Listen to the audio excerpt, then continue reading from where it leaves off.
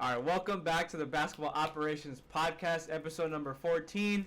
So if you're back from the last episode where we're talking about the COVID thing, you know that this is the one where we're actually going to talk about basketball.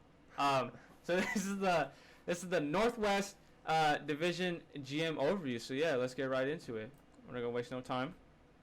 So first team, Denver Nuggets. Okay. So Denver Nuggets, right? Good team last year. This is a pretty decent team. They won 47 games last year in a shortened season. So at 10 out of 72 games, right? Yeah, so at 10 more, that's easily a 51 team, I think. Easy 51 team. Last year, they had a bunch of injuries. Obviously, Jamal Murray tore his ACL. I think it was in like 3 months before the playoffs, 4 months before the playoffs. It was like closer to the playoffs. It was pretty close. 2 months. 2 months? Yeah. So that was a big blow, considering that we were asking a lot of questions whether he was another bubble boy. Yeah. Whether he was able to drop, insane numbers, like 50-point games, whether he could do that outside of the bubble, and it was just not like a bubble fluke, basically. So yeah, now Jamal Murray will be back. He's not going to be back till like mid-season. I mean, ACLs are 12-month injuries. True. So, like, he'll probably be back around the same time probably Klay Thompson's back, which is like Christmas maybe? No? Later? ACL. Oh, you're right. He'll be back, like, towards the playoff push. Towards the playoffs push, but then, essentially, he would almost have missed, like, two, like, I think they'd be able to do enough without Jamal Murray, and then, like, getting him back. When you got the MVP, then It just makes him a scarier team when he comes back. Yeah, so, and then you obviously traded for Aaron Gordon, which is a huge pickup. And re-signed him this offseason. Again, a lot of people like to criticize him because he put up donuts against the Suns game. But didn't shoot well, but it's a new role for him. Yeah, to ask something of someone to come into a new team mid-season. Later mid-season. Now he trade at the trade deadline. Yeah, so now full off season, he gets a training camp with the Nuggets. I'm pretty sure he have a more carved out role. Yeah, he has a more carved, especially with an entire training camp with Jokic. That's what matters. He'll have more of an idea. Yeah, because it have more of an idea of how Jokic rolls, how Jokic how he can cut better, because he's one of the best cutters in the NBA. Backdoor, front, face cuts, everything. So the more time he gets with Jokic, more time he gets on the court with Jokic, that's obviously the best that Denver Nuggets fans can ask for. Let's give a round of applause for freaking Michael Porter Jr. Got the freaking bag. I'm gonna be honest with you, man. I think it was a little overpay. I don't know. 5-year 172 for 20 points a game, basically. Oh, no, it's 207 based off of like all NBA. So it's 207 like with incentives. It's a 207 max, but he has to meet like something. I'm not sure what the guarantee is. What is it? It's 172 guaranteed, probably. Oh, well, I think this is the first team to have 3 guys that they drafted all on max deals. Which is cool. So Jamal, MPJ, and Jokic, that's actually ridiculous. Yeah. I think they could have lowballed Porter Jr. and he would have signed. I think so. I don't know. I'm happy for the deal, considering that. Again, 19 points per game. 44.5% from 3 on 6 attempts a game, which is pretty high volume. I think, if you want to compare Steph Curry, averages like 10. What was the points per game? 19. What was the shooting? 3-point? 44.5. That's pretty. Tim Hardaway's pretty similar. He got like 70. Yeah. So he obviously. It's 2 different players. He's fucking 6'9", 6'10". He's he has like KD qualities to him. 64.6 effective field goal percentage. That's pretty insane. Yeah. For somebody who shoots high volume threes, crazy ass shots the way he does. They're gonna be in cap hell. They're gonna be in cap hell in like 4 years. Yeah, but like now it's just like you gotta put all the chips in. You look at the max guys. It's Trey, Luka, Curry, LeBron, AD, and then you got like Michael Porter Jr. There's an imposter among us. Imposter. He's a great player, obviously. It's the future that they're banking on. I don't think it's the now. This is a future. This is a future max contract, basically. I wouldn't even give him a max in 2K. A 2K. Looking at 2K. My GM on 7 boards, which has been a question for him, considering it's just like a lot of people ask like, bro, you're 6'10", get in the fucking paint, go rebound. I mean, but he's not the best defender either. But he's not the best defender. That's what I'm saying. He has the frame to do this it. is his fourth year in the league. Well, third. He didn't play his rookie year. Okay, yeah, third year in the league. Yeah. And he's putting up these numbers, and that's what I'm saying. This deal, I was happy for this deal, considering for the Nuggets' future in and itself. In that, yeah, they'll be in cap hell in 4 years, but the fact that they got him locked up for the next 4 just means that, like, for his future. Because I mean, if he this is all he has to do. They signed him 5-year, 172 for 44.5% from 3 on 6 attempts. That's basically what they signed him for. 40 a year. On 6'10", like I'm being 6'10", on 40 a year. That's basically what they signed him for. What's the annual, like, 40 million years? Are you saying? Or no, I think so. Whatever 172 divided by 5 is. Then we gotta pull out. Oh God. 34 and a half basically. 34 and a half a year. No, man. I mean, no. like, okay, on paper it's just like, damn, Michael Porter Jr. got a max. Like, Luke was making 41 a year. Okay. I don't know, man. It's I don't $7 know. million difference. I don't know. $7 million difference nowadays is like. I don't know. 34 Who million. makes $7 million in the NBA right now? I don't know, man. Ricky, Tayshaun I just Prince. feel like this is gonna bite them. It will. They're gonna want to move someone. They're gonna have to like match salaries with their. I know, but like that's the thing. There's so much money in the NBA that I feel like that's why the Sixers have a hard time moving Ben Simmons, because they signed him to the max and there's no one to match. So like, because they said Nuggets. You look, big brain move. I wouldn't trade Michael Porter for Ben Simmons. Really? No. But you just said he's not worth a max. He would actually like want to improve his weaknesses, Ben Simmons. So. Yeah, he was. But let's say what if Denver is making a big brain move? They're like, let me give him a max, so that way, because they said Nuggets were sleepers to Ben Simmons. So what if they were they did hit just to match contracts? That's it. Maybe a player swap. That's it. It's too much passing. It's too much passing because like your whole thing is Jokic, and Jokic just like a Ben Simmons that can shoot essentially. So there's no reason. But I mean, what if? You never know. What if? But anyway, going later on, they also added Jeff Green, which is a good pickup. For the key ads, I just had Jeff Green and Bones Highland. Bones Highland. Yeah. They basically just switched Jeff Green with Paul Millsap. Yeah, essentially. But this team is, as you guys can see, very top heavy. They got a lot of guards. They got Jamal Murray, Will Barton, Monte Morris, Austin Rivers, Campazzo, and Bones Highland. All 6 of which, and PJ Dozier if you want to count him, but he's like a big guard.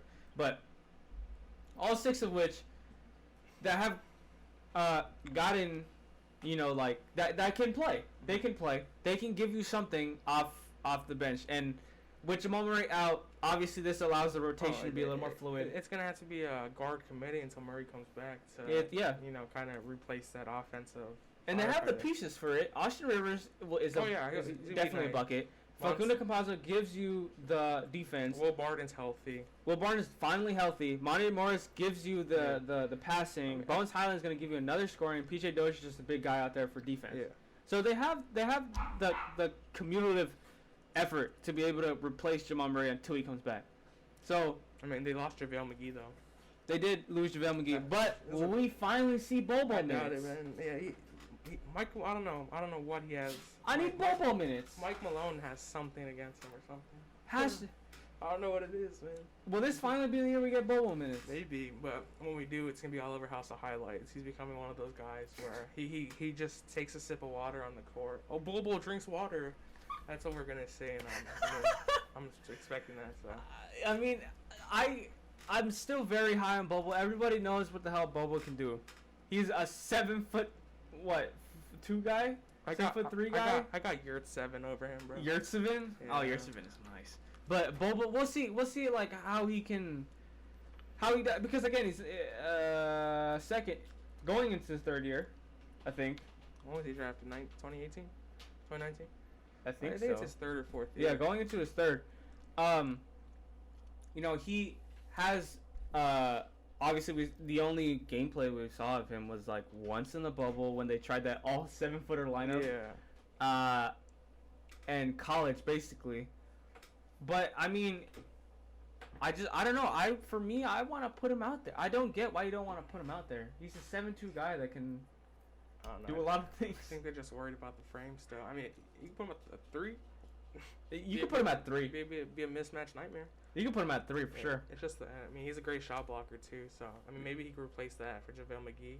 But I don't know what Mike Malone has against the guy. Yeah, I hope it is time for both because they don't have a backup center. We might see Zeke Naji more than we see Bobo next year.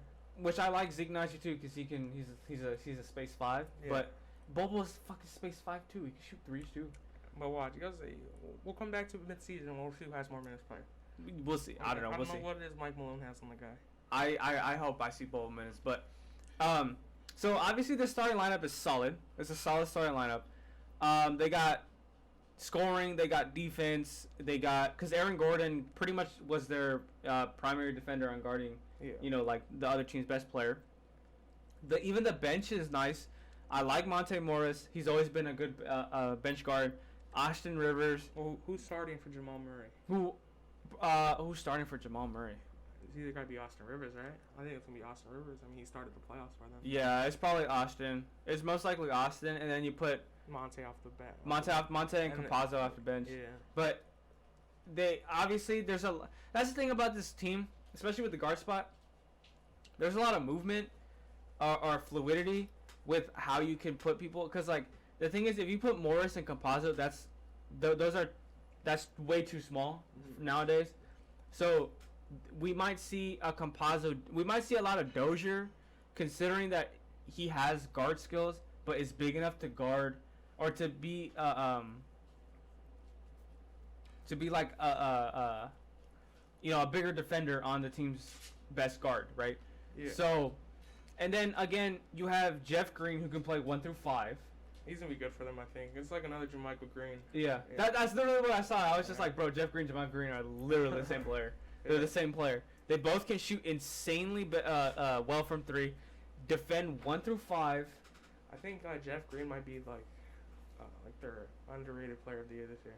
Oh yeah. Like, just his ability to play 1 through 4 and even play at center sometimes. Yeah. And just the versatility, being able to shoot the 3 ball. I mean, and he still has some bounce left in those legs. So, yeah. I mean, it should be fun to watch him. And this team has a lot of even the starting 5 can run in a spread 5, a 5 out. Oh yeah. The entire game. And if you look at the bench too, that's a 5 out too in itself.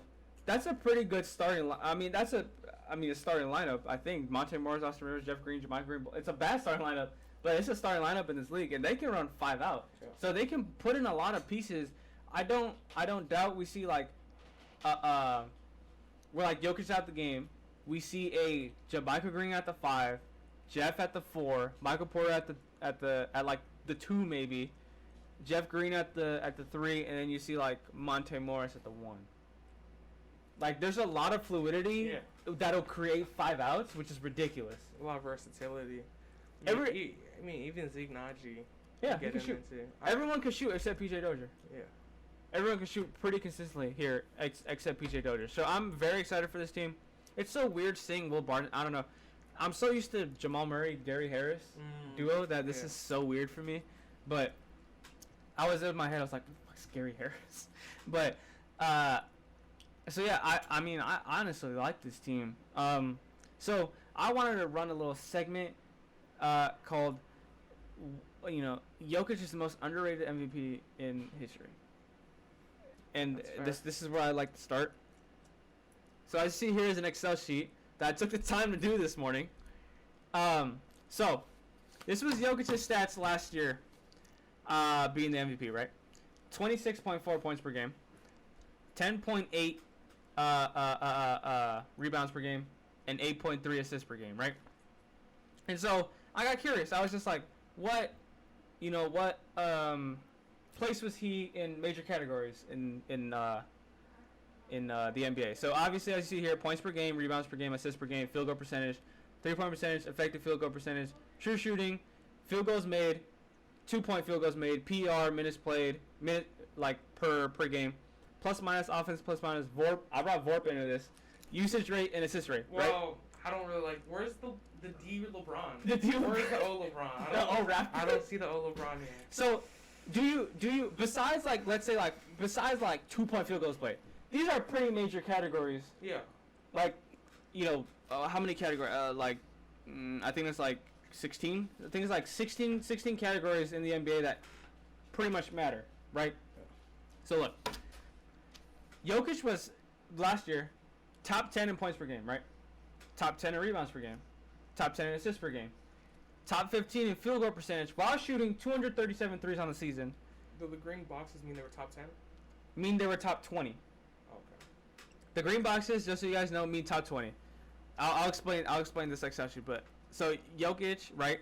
He shot 38% from 3, and then he was top 20 in 2-point field goal percentage, number 21 in effective field goal percentage, right? Which is, I mean, he was pretty close. So I just consider it. Top 15 in true shooting.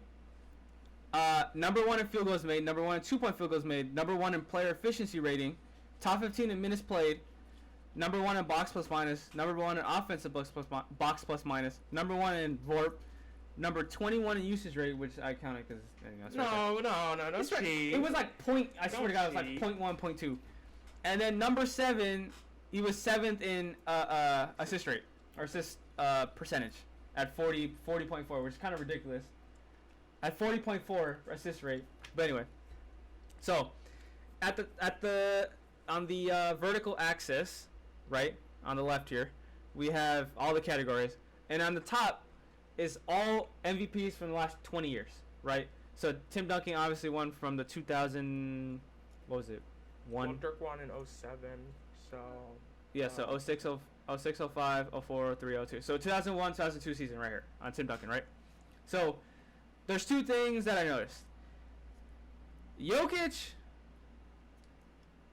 is the only MVP in the last 20 years to be top 20 in all these major categories. Well, not usage rate. No, I'm kidding. Not well, okay. Okay. But like, I swear, when I say 21, it was so close that I was just like, it's basically top 20. In the last 20 years, Yeah. Jokic The guy has. is the only MVP to be top 20 in all these major categories. He didn't get covered like an MVP, like people like. No. Like, the coverage of him, like he won MVP. Okay, he got a couple posts here and there, stuff like that. But like, if Curry won, oh my God, we'd still be hearing about it right now. I think the reason why people don't really respect him is like the way he plays, right? Like people aren't used to that. It's boring. I mean, I think it's fascinating the way he plays. I love it, but to a lot of people, it's boring. I mean, I'm looking right here. The Europeans are taking over, man. Antetokounmpo, Jokic. Yeah. Doncic's gonna win this year. Oh. So, Well, he's like Vegas favorite already, right? so I mean, I don't know if it's the Euro thing or what. I mean, because no one talks about Dirk's MVP. Yeah, nobody talks about Dirk MVP. No one talks. I mean, people talk about Antetokounmpo, but at the same time, he's so humble that like Yeah. it's almost like incentivized that nobody should talk about it. I mean, But like this is ridiculous. like Like you just dive into the stats. It's like the guy really dominated last year Yeah. at the center position, passing like a guard, scoring at the most efficient rates in the league, hitting the 3-ball, just doing it all for his team and like pretty much willing his team to the playoffs. Even past the first round series without his secondary guy Jamal Murray. So, Yeah. I mean, I don't know. I respect his game. I love what I see. It's just I don't know. People. it's ridiculous. I don't get it. They'd rather see Steph Curry, man. I don't get it. Or like And- James Harden. yeah. I mean, And if you look in here, it's not like I was nitpicking. It's not like there's some players in here that like, just didn't like. Okay, like Kevin Garnett like didn't shoot threes, but like this is what Dirk was top 20 in 3-point percentage in this era. So it's not like I was nitpicking either. It's not like I was just like, oh yeah, like Derrick Rose not gonna lead in rebounds. I mean, there's Russell Westbrook like obviously in this era rebounds per game was kind of like more obviously a big man thing, but LeBron was once top 20 I know in rebounds? that surprised me. I was That's like, weird. LeBron wasn't top 10 top 20 in rebounds in rebounds per game in the league in the 4 MVPs he won, which is there were like a lot of surprising things that I found out on this. Like I was very surprised that Dirk wasn't a top 20 field goal percentage this year. He was also not top 20 in effective field goal percentage, which was weird to me too, or minutes played. That one was weird to me because I was just like, Well, they won like 60 games. There's a lot of blowouts, I think. but you know, what was the trend was that if you have a high usage rate, you have a high minutes per game played. Until you got to here, I mean, obviously here, this was weird to me. This was a weird trend that like usage rate didn't transfer to minutes per game. I think usage rate is just how much the ball's in your hands while you're on the court, not exactly like, you know. Oh, okay. It doesn't correlate to like minutes. It's like, so the time you're on the floor, the amount of times you have the ball in your hand. Yeah, and then like, you know, again, like I wasn't like Steph Curry could have easily been top 20 field goal percentage. Like I was looking back at Steph Curry while I was doing this little project. I was looking back at Steph Curry's fucking 2-year MVP season, and my God, dude, like this is why people prefer Steph Curry over like a Jokic thing, because if you look at 3-point percentage and true effective and these three shooting categories, it's ridiculous. Like this dude, true shooting shot. Okay, so this dude, just put in context, he shot 426 threes. I think in this year, 426, and he was second in 3-point field goal percentage this year, only behind JJ Redick. And I'm like, JJ Redick is an amazing shooter, but there's no way he shoots at the same volume. JJ Redick shot half as many threes as Steph Curry did, and he still was only second to him in 3-point field goal percentage, and was first in effective and true shooting at like 60 some, higher than DeAndre Jordan. And all he shoots is like I was so mind blown. Yeah, but can he finish it? Can he make the? Is he a playmaker? Is he a playmaker? I don't think he is. It's right here, buddy. Assists per game. He was right here. It's ridiculous, and it's crazy how similar his back-to-back MVP is. He's not much of a rebounder. I can't respect him. It's crazy how similar it is. It's weird how similar it is. He was top 20 in like the same categories back-to-back. But do you notice a trend here in the last 20 years? Do you notice a trend where there's a lot of green boxes, like in certain categories? VORP, everyone was top 20 in VORP and usage rate. Yeah. That's about it right here. I mean, plus minus is Yeah. pretty high. These 4 categories, Yeah, everyone had it except. if everyone, and what's weird is that they weren't just top 20 their respective years. They were all like top 5. Oh wow. Top 10. Either first or second, which is weird. And there were some anomalies like Steve Nash, who in like Well, I mean, he robbed Kobe. Yeah, in like usage and like VORP, he was like like in VORP he was like VORP, which is value over replacement, guys. Value over replacement is basically like, so basically I think the league average for value over replacement is like negative 2.5 or something like that. Mm-hmm. And so value over replacement is just like what basically just how to completely measure his value in an 82 game season, I think. So if we take him off the court, what's the value of his thing, right? So there you know, like here he was like top 20 or something like that, just because like it was Kobe and all Tracy McGrady, all these people. So like in this era there were a lot of shooting guards, so that's why he was still like top 20, but like at like 17, 18. But for all these players past, like once LeBron won his first MVP on, plus minus, offense plus minus, VORP, and usage rate, they were all either first, second, or third. Wow. Which is ridiculous. So basically, if you're betting, I don't know if I found if you're a betting person, if you're betting on who's gonna win MVP, look at plus minus, offensive plus minus, VORP, and usage rate. Yep. And they're most likely winning MVP, which is completely ridiculous to me. And also, I was looking from Steph Curry on, right, and I was just like, dude, assist rate percentage, like if they're like KD wasn't on here because he didn't pass the ball. Kobe wasn't on here, didn't pass the ball. Dirk, he was average like 3 assists. Kevin Garnett didn't pass the ball. Timmy D, obviously, and then Timmy D again, right? But look at all these players. It's not like they were just guards either. Like these are small forwards, These are small forwards, power forwards, a shooting guard / point guard. Mostly primary ball handlers. Mostly primary ball handlers, but like it's weird, right? The assist rate is something that like kind of determines the fucking MVP. Oh yeah, because they look at the stats. Like who has a juicy stat line like, oh, he's averaging 28, 8 and 8. Yeah, that's hot. So. Yeah. I don't know. It's just weird that I don't know if I did something here. It'd be cool to see like how the records are like finished in like where they finish in the standings also correlates to who wins too.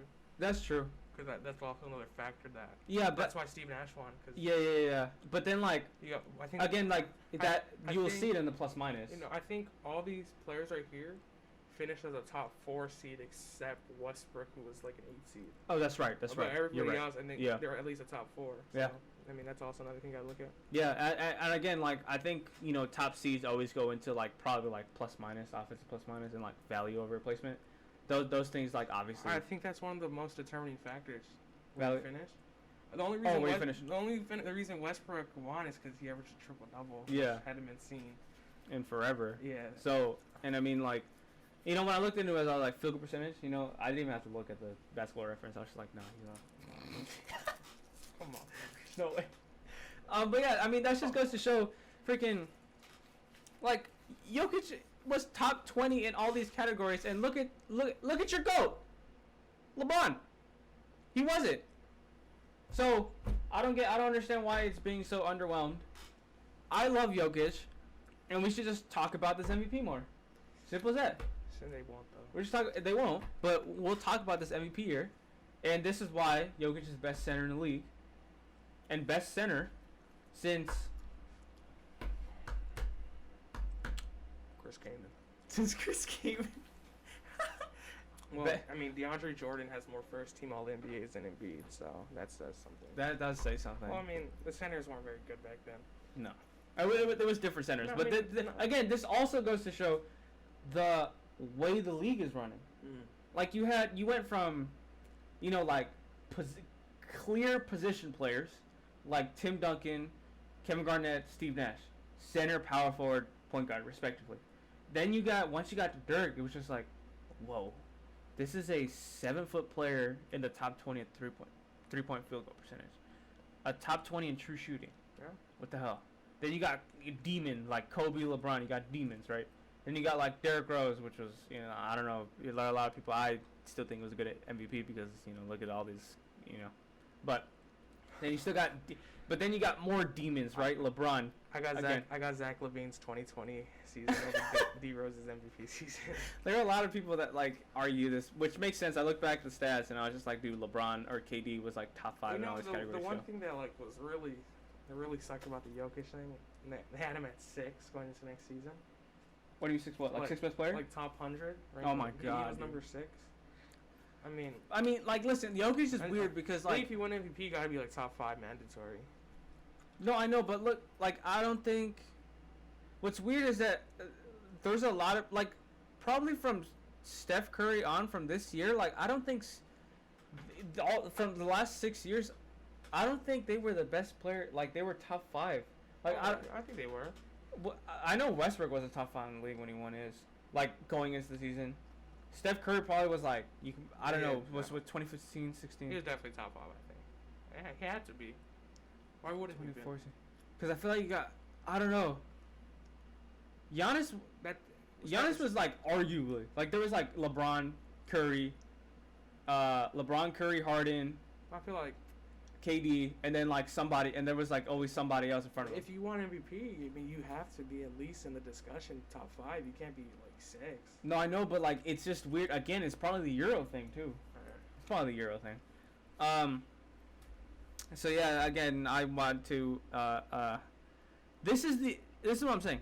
This is the MVP going into this season, and you guys don't think the Nuggets have a chance in any of this. This is hilarious. We'll see. I mean, we'll see how it goes without Murray. I mean, there's a reality where they start the season slow. Yeah. Getting used to. I mean, I don't think that's gonna happen. I think they'll be fine. I think they'll be fine too. I think they'll be fine. But again, like this is what their schedule looks like. So I got this off a graphic. I'm loving the graphics today. I got this graphic off of Ed Kupfer on Twitter. So shout out to him for putting this graphic out, or for making this graphic in the first place. So how this works is on the left axis is the strength of schedule, basically, right? according to Vegas, the over/under. So like, basically how it works is when you read it from left to right, it's at a starting point of like how hard the schedule is. Then as you go down, then it gets harder, and as you go up, it's easier. And I'm gonna use this graphic for the next 4 teams that we're gonna talk about. So each dot, so the one on the left is before Christmas, how hard the schedule is. The middle one is post Christmas, and then the one on the far right is after Christmas. I mean after All-Star break.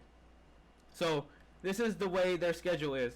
So as you can see, under this red line is like anything under this red line means your schedule is like Easy. pretty hard. Oh, pretty hard. Pretty hard. Oh wow. So this is how their schedule is right now, which is essentially pretty hard.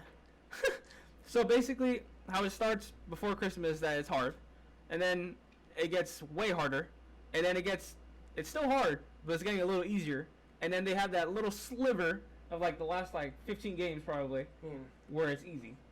Quote easy. I'd rather have get the hard games out of the way first. Yeah. So we'll see, and according to this graphic, I think if I'm reading this right, Denver has 1, 2, 6, 12. The 14th easiest schedule. 14th easiest schedule. Middle of the pack. The middle of the pack. I think I'm reading this right. Yeah, 14th easiest schedule. So, and it makes sense. Like, let's just look at their schedule really quick. I mean, they start off. Oh my God. Yeah. This totally makes sense. They start off with Phoenix, and then San Antonio, then Cleveland, then Utah, then Dallas, then Minnesota, Memphis twice, Houston, Miami, Indiana, Atlanta, Portland, Dallas, Philadelphia, Chicago, Phoenix, Portland, Milwaukee, Miami. Oh my God. Orlando, New York. Yeah, okay. So this makes total sense. They just don't have like a stretch. Yeah. As to where like they could take a break off, and then you. Well, let me see that. What's the last stretch of the year? What do they play? Let's see. The last stretch, which probably like this refers to, is still pretty hard. We'll start. Let's see. Post All-Star break. Post All-Star break. That's like after March, right? Yeah. So yeah, they'll let's just start from March 14th. They play the Sixers, and then Washington, then Cleveland, then Boston, then Clippers, then Phoenix, Oklahoma, Charlotte, Indiana, Minnesota, the Lakers, San Antonio, Memphis, and the Lakers again. Which is, I mean, that little sliver, it's hard, but I mean, it's pretty decent. Beat the Spurs. You said the Cavaliers were in there? Yeah, Cavs were in there somewhere. I'll beat the Pacers. But yeah, I don't see more than 2 games where they get like easy. Oh, I guess no. Yeah, their schedule's hard. Their schedule's pretty like it according to obviously this graphic. They have the 14th easiest schedule, but I mean, if this is the same schedule we're looking at, this is pretty hard. It's decent. I don't understand how they rank strength of schedules, because I mean, you play everybody. Yeah, they play everybody, but at the same time, like, I mean, I guess the stretches. You get easier matchups. But it's the stretches and the over/under. yeah. Like, the NBA is so split right now.